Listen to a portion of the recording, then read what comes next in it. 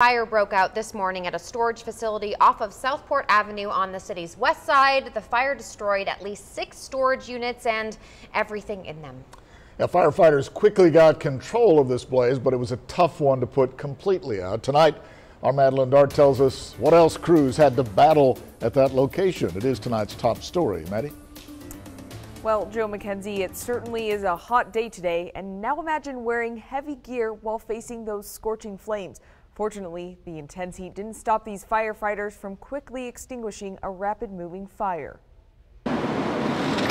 Battalion Chief Frank Solansky describes the scene around 9:44 a.m. Heavy flames, heavy black smoke coming from at least 2 units right when we got here. And every time we opened up another one, there was flames in that one. And so we were just basically chasing it. A new challenge with every unit, including entrances. It's not like a door.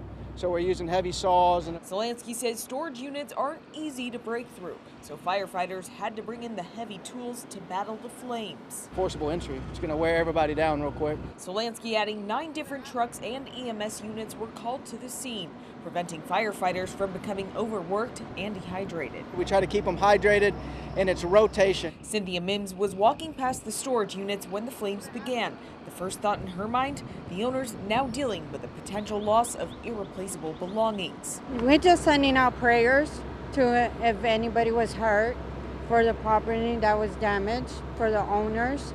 We send a lot of prayers to them and their families.